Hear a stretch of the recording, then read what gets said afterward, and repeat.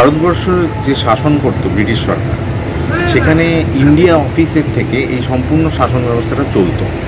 এখন যখন আমাদের দেশ স্বাধীন হলো quote and quote transfer of পাওয়ারের পর, তো এই ইন্ডিয়া অফিস কিন্তু ভেঙে যায়। এবং ভেঙে যাওয়ার পর পরবর্তীকালে যখন ব্রিটিশ লাইব্রেরি হচ্ছে, সেই ইন্ডিয়া অফিসের সমস্ত ডকুমেন্টস সেখানে এলো। এবং আরও কিছুদিন পরে যেটা হয়েছে যে ওখানে যে বিভিন্ন ইউনিভার্সিটিগুলো আছে, সেই ইউনিভার্সিটিগুলোর প্রত্যেকটারই সাউথ এশিয়ান স্টাডিজ আছে এবং আরও অন্যান্য বিভিন্ন রিফরমেশন, ইম্পিরিয়াল স্টাডিজ, এরকম বিভিন্ন গ্রুপ আছে। তারা মানে এই এরকম ক্যাটাগরি ওয়াইজ ডিভাইড করে করে বিভিন্ন ডকুমেন্টস নিয়ে গেছে। সেখানে শুধু ভারতবর্ষ নয়, এই যে ব্রিটিশ সাম্রাজ্য, যার আমরা বলি যে সূর্য অস্ত যায় না, সেই সাম্রাজ্যের অধীনে যত উপনিবেশ সেই সময় ছিল, তাদের সবার ফাইলই তার মধ্যে আছে। তার মধ্যে থেকে ভারতবর্ষের ডকুমেন্টস খুঁজে বের করার সময় অনুযায়ী এটা ইম্পসিবল কিন্তু নয়। যেহেতু আমরা দীর্ঘদিন ধরে এই বিষয়গুলো নিয়ে কালচার করছি, প্রায় 10-15 বছর ধরে, তো আমরা এই রোড ম্যাপটাকে বুঝতে পারি যে কোন জিনিস কোথায় আছে। সুভাষচন্দ্র নিয়ে যখন প্রসঙ্গ আসে, তখন অন্তর্ধান সম্পর্কে যদি জানতে হয়, তাহলে অন্তত সুভাষচন্দ্রের দ্বিতীয় বিশ্বযুদ্ধের সময়কালে তার যে অ্যাক্টিভিটি, সেটা জানাটা খুব প্রয়োজন। কেন কথাটা বলছি, কারণ ওখানে মানে ইনফ্যাক্ট ব্রিটিশ লাইব্রেরিতে বেশ কিছু ডকুমেন্টস আছে, যেখানে ধরুন বলছে যে Bengal criminal law amendment act 1940। এখন ওই অ্যাক্টটা কিন্তু সুভাষচন্দ্রের জন্যই হয়েছিল। এবং আপনারা সবাই জানেন যে হলওয়েল মনুমেন্ট আন্দোলনের সময় সুভাষ বোসকে জেলে ঢোকানো হয়। তো যেখানে যেখানে আপনি এই ধরনের কিছু পাবেন, আপনাকে বুঝতে হবে যে এটা সুভাষচন্দ্রের ফাইল। কারণ এগুলো তো কিওয়ার্ড ধরে সার্চ হয় না, কারণ এগুলো তো পুরোনো টাইপরাইটার ফর্মে। এই কথাগুলো আমি এই জন্য বলছি, কারণ এটা আমাদের একটা আবেদন। নেতাজি গবেষণা কোনো ব্যক্তি বিশেষের কাজ নয়, এটা যে কেউ করতে পারে। মানে নেতাজি গবেষক বলে কোনো শব্দবন্ধ হয় না। তো যারা নেতাজি নিয়ে ইন্টারেস্টেড, বিশেষত যারা বাইরে আছে, প্রবাসী ভারতীয় যারা আছে, তো তাদের সকলের কাছে এটা আমার আবেদন যে আপনারা স্টাডিটা করুন সুভাষচন্দ্র সম্পর্কে এবং এই আর্কাইভগুলোকে ভিজিট করুন। আমি তাইওয়ান রিপোর্ট কিছুদিন আগে যেটা প্রকাশ করেছি, এই রিপোর্টটা আমি পেয়েছি ন্যাশনাল আর্কাইভ, মানে যেটা কিউজ গার্ডেনে আছে, এবং তার আন্ডারে যে অ্যাডাম ম্যাথিউ আর্কাইভ আছে, সেখান থেকে এই ডকুমেন্টটা আমি পেয়েছি। সেখানে কি আছে? তাইওয়ান রিপোর্ট খুব স্ট্রেট ফরওয়ার্ড বলছে, 1956-এর রিপোর্ট এটা। তো এখানে বলছে যে there is no evidence of any plane crash, এবং কিছু কিছু আধিকারিকের নাম আছে সেখানে, যারা মানে সেই সময় যে তাইওয়ানের তামসুই, তাইওয়ানের যে জায়গাটা থেকে পুরো সেখানকার শাসন চলে, সেই জায়গাটা হচ্ছে তামসুই। এবং 1945 সালে যদি আমরা ফিরে যাই, তাইওয়ানের যে শাসন ব্যবস্থা, এটা কমপ্লিটলি একটা অরাজকতা চলছিল।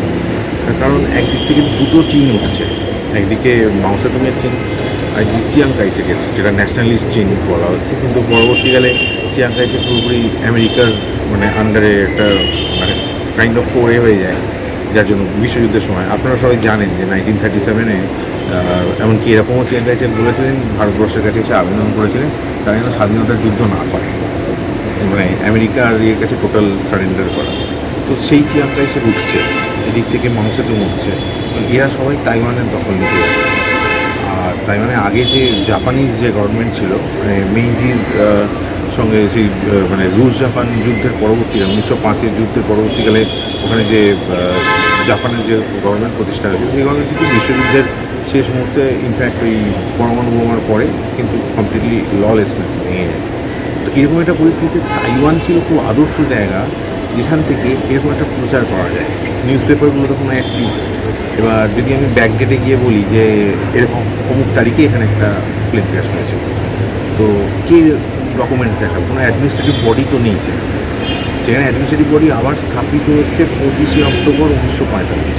সুতরাং আমরা যদি ওই টাইমটা থেকে অক্টোবরের আগের যে টাইমটা, মানে আগস্ট মাসের যে টাইমটা সুভাষ বোসের প্লেন ক্র্যাশের কথা বলা হচ্ছে, সেই টাইমটা ওখানে কিন্তু কমপ্লিট একটা ললেসনেস চলছে। তো খুব আইডিয়াল স্টেট। এবং সুভাষচন্দ্র কিন্তু 8 মাস আগে, এই তথাকথিত প্লেন ক্র্যাশের যে টাইম বলা হচ্ছে, তার ঠিক 8 মাস আগে ফিজিক্যালি ওই তাইওয়ানে এসেছিল এবং ওখানকার একটা হোটেল ভিজিট করেছে, সেটা রেকর্ড আছে। তাহলে আপনারা বুঝতে পারছেন যে তাইওয়ানকে কেন চুজ করা হয়েছে। আগস্ট 1945 যখন প্রথম ডোমেইন নিউজ এজেন্সি রিপোর্ট করে, ডোমেইন নিউজ এজেন্সি একটা প্রাইভেট এজেন্সি জাপানের, যারা ফার্স্ট রিপোর্ট করে 23শে আগস্ট 1945। তাইওয়ান এই রিপোর্টটা দিচ্ছে 1956 সালে, যখন তাইওয়ানের কাছে ভারত সরকার তো ডাইরেক্টলি রিচ আউট করতে পারছে না, কারণ আমাদের মধ্যে কোনো ডিপ্লোম্যাটিক রিলেশন ছিল না।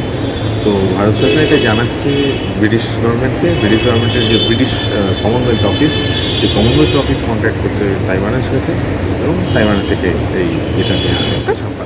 তাই নয়, এমনকি চিতাভস্যের গল্পটাও 53 সালে প্রথম, 1945 বলা হচ্ছে। তো 23 আগস্ট তার প্রথম রিপোর্টিং। তাইওয়ানকে জানতে চাওয়া হচ্ছে যে অমুক ডেটে ওরকম কোনো রিপোর্ট, মানে ওরকম কোনো ঘটনা কি ঘটেছে, প্লেন ক্র্যাশের কোনো ঘটনা কী ঘটেছে, সেইটা নিয়ে ইনভেস্টিগেট করতে তাইওয়ান গভর্নমেন্ট একটা টিম বানাচ্ছে।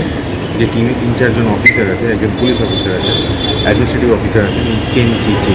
তিনি স্পষ্টভাবে বলছেন যে এখানে কোনো record of is actual death, this was the term. হ্যাঁ, প্লেনটা তো মিৎসুবিশি একটা মডেল, নাম ছিল স্যালি, প্রবলি K-21 মডেলটা ছিল, যেটা রিপোর্টেড হয়েছিল। কিন্তু এটা একটা বোম্বার প্লেন, এবং এই প্লেনটার কোনো এক্সিস্টেন্স কিন্তু ছিল না। মানে এটা কমপ্লিটলি একটা মানে হাইপোথেটিক্যাল একটা ব্যাপার। এটার কোনো লগবুকে এটার কোনো উল্লেখ নেই, এবং যে ছবিগুলোকে পরে সার্কুলেট করা হয়েছিল সেগুলো 1944 অক্টোবর মাসের একটা প্লেন ক্র্যাশের ছবি।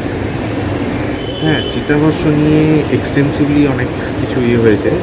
একটা ইন্দো জাপান ব্রাদারহুড অ্যাসোসিয়েশন ছিল, যারা ফার্স্ট প্রবলি এটা 1953 ঘটনা, যখন একটা হোটেলে ফার্স্ট একটা মিটিং হচ্ছে, এবং সেই মিটিংয়ে মোচিজুকি মানে রেঙ্কোজি মন্দিরের যিনি পুরোহিত ছিলেন, তিনি ফার্স্ট এসে চিতাভস্যের কথা বলছেন। তো এটার কোনো মানে অফিসিয়াল বেস কোনোদিনই ছিল না। হ্যাঁ, ভারত সরকারের কাছে 1956 সালেই তাইওয়ানের রিপোর্টটা এসেছিল, কিন্তু মানে এটা নিয়ে পার্লামেন্টেও কোয়েশ্চেন হয়েছে। চিত্ত বসু যিনি ছিলেন সাংসদ, সমর বড়ুয়া, বরুণ সেনগুপ্ত লিখেছেন, কিন্তু ভারত সরকার কোনোদিনই এই রিপোর্টটা সামনে আনেনি। তাইওয়ান রিপোর্ট খুব স্পষ্টভাবে বলছে যে there is no evidence of any plane crash on 18th August 1945। এই প্লেনটার কথা কোথাও নেই। এই প্লেনটার কথা পরবর্তীকালে 46-এ একজন জার্নালিস্ট হারিন শাহ, তিনি ফার্স্ট এই প্লেনটার কথা মানে এই ধরনের ইনফরমেশনগুলো সার্কুলেট করতে থাকে। কিন্তু আশ্চর্যের ব্যাপার, আমরা দেখতে পাচ্ছি যে 1956 সালে যখন সানভাস কমিটি মানে বসছে, তারা এই হারিন শাহ যে কথাগুলো বলেছিল মানে আনঅফিসিয়াল স্ট্যান্ডে, সেইগুলোকেই মান্যতা দিয়ে যাচ্ছে। এবং যে ইনভেস্টিগেশন, ফার্দার যে ইনভেস্টিগেশন, সেই ইনভেস্টিগেশন কিন্তু প্র্যাকটিক্যালি হয়নি সেই সময়। লাস্ট এই বিষয়টা নিয়ে যে মানে কমিশন হয়েছিল, সেটা মুখার্জি কমিশন। 2016 সালের যে কমিশনের কথা জানা যায়, যে সহায় কমিশন যেটা পরবর্তীকালে হয়েছিল, সেটা উত্তরপ্রদেশের এক সন্ন্যাসীকে নিয়ে, যাকে ডিবেটেড যে সুভাষচন্দ্র ছিলেন তাকে নিয়ে হয়েছিল, তার আইডেন্টিটি নিয়ে হয়েছিল। তিনি নেতাজি কিনা সেই নিয়ে প্রশ্ন উঠেছিল, এবং গভর্নমেন্ট মানে সহায় কমিশন আলটিমেটলি কনক্লুড করে যে এই সম্পর্কে নিশ্চিত কোনো সিদ্ধান্ত নেওয়া যাচ্ছে না। তারা কিন্তু এটাও বলেনি যে সেই সন্ন্যাসী সুভাষচন্দ্র ছিলেন না। এইখানেই একটা বড় মিস্ট্রি। শাহনওয়াজ কমিটি ঘোষণা করে দিল যে সুভাষচন্দ্র তাইহুকু বিমান দুর্ঘটনায় মৃত। তারপরেও দেশের মানুষ কিন্তু মানতে পারেনি, এবং পার্লামেন্টে তৎকালীন যারা সুভাষচন্দ্রের অনুগামীরা ছিলেন, যেমন মথুরালিঙ্গম থেবার, সমর গুহ, মধু দণ্ডবতে, এরা বারবার প্রশ্ন তুলেছেন, এবং সরকারকে এক প্রকার বাধ্য হয়েই আবার কমিশন বসাতে হলো, এবং তারা 70-এর দশকে তারা আবার খোসলা কমিশন বসালেন। এবং খোসলা কমিশন বসাবার পরেও খোসলা কমিশন অতি তাড়াতাড়ি, অতি দ্রুত একটা হাস্যকর পরিস্থিতির মধ্যে নিজেদের যে রিপোর্টটা পেশ করলো, এবং তারা কারোর সাথে প্রায় কথাই বলেনি। এর আগে শাহনওয়াজ কমিশন যে ভুলটা করেছে তারাও তাই করলো, এবং একই রিপোর্ট বহাল। স্পষ্টভাবে বলি, এটা একটা ষড়যন্ত্র বলেই আমি বিশ্বাস করি। তার কারণ 1956 সালে যখন সরকারের কাছে এরকম একটা রিপোর্ট এসে গেছিল, এবং তা আজকে প্রমাণিত যে ওইখানকার তাইওয়ান সরকার ভারত সরকারকে পাঠিয়ে দিয়েছিল 56 সালে, তারপরেও আমরা দেখতে পাচ্ছি দুটো কমিশন, অর্থাৎ শাহনওয়াজ কমিশন এবং খোসলা কমিশন, তাদের কারুর হাতে কিন্তু সরকার সেই রিপোর্টটা দেয়নি। তার মানে বুঝতেই পারছেন এর ভেতরে একটা অন্তর্ঘাত ছিল, এবং তার কেন দেওয়া হয়নি সেটা তো ইতিহাস বলবে। যারা গবেষক পরবর্তীকালে নিশ্চয়ই বের করবেন যে কেন সরকার এই কাজটি করে। পরেতে আবার মুখার্জি কমিশন বসানো হয় 96 সালে, 96-এ। এবং আপনি একটা বিষয় দেখবেন, যেখানে সরকার বলছে যে না, আগের দুটো কমিশন যা বলেছে সেটাই সত্যি, মুখার্জি কমিশন সঠিক কথা বলেন, এবং সরকার কেন বলছে তার কোনো যুক্তিও সরকার দিচ্ছে না। তা আপনারা যখন এর আগে দুটো কমিশন বসিয়েছিলেন, নিশ্চয়ই সেই দুটো কমিশন সঠিক কথা বলেননি বলেই আবার তৃতীয় কমিশন বসাতে হলো।